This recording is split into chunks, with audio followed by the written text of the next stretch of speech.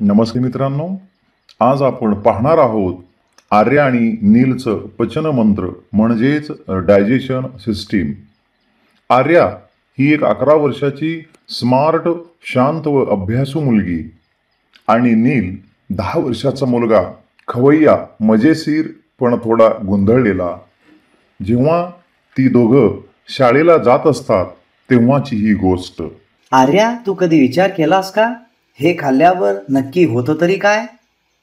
अरे नील, त्याला पचन म्हणतात, पण हे सगळं शरीरात कसं होतं हे बघायचंय का प्रत्यक्षात तुला?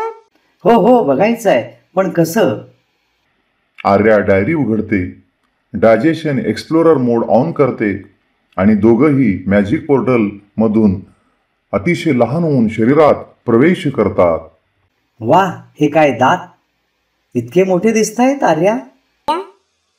हो, दात अन्न चावून फोडतात, यांत्रिक पचन म्हणतात त्याला। आणि हे ओलं ओलं काय आहे? हे आहे तोंडातील लाळ। यामध्ये अमायलेज नावाचं संप्रेरक असतं, जे पाव मधल्या स्टार्चला साखर बनव। म्हणजे आर्या, आई चावून खा म्हणते, ते खरंच विज्ञान आहे? हो नील, आता आपण अन्न नलिकेत प्रवेश करतोय। आता बघ, आपण अन्न नलिकेमधून खाली चाललोय। ही लाटा बघतोयस? हो, अरे जणू स्लाइड आहे, पण पोटात नेणारी। हिला आपण पेरिस्टाल्टिस म्हणतो, म्हणजेच स्नायूंनी अन्न खाली ढकलण्याची क्रिया। आर्या, हे धुक्यासारखं काय दिसतंय? याला हायड्रोक्लोरिक ऍसिड म्हणतात आणि हे संप्रेरक पेप्सिन नावाचं प्रोटीन तोडतो। हे म्हणजे अन्नावर ऍसिडचाच हल्ला? हो रे, पण म्युकस आहे ना पोटाचं संरक्षण करायला। चवर्ण झालेलं अन्न आता अन्नरस बनतं आणि ते आता खाली खाली सरकत जातं। हे बघ यकृत, ते बाईल रस तयार करतं, जे फॅट्स पचवायला मदत करतं। आर्या, ही छोटी बॅग कशाची आहे? ती आहे गल ब्लेडर, ते बाईल रस साठवून ठेवतं। आणि ही पांढरा अवयव काय आहे? ते आहे स्वादुपिंड। ते 3 प्रकारचे संप्रेरक तयार करतं। अमायलेज पासून कार्बोदके, ट्रिप्सिन पासून प्रथिने आणि लायपेज पासून फॅट तयार करतं।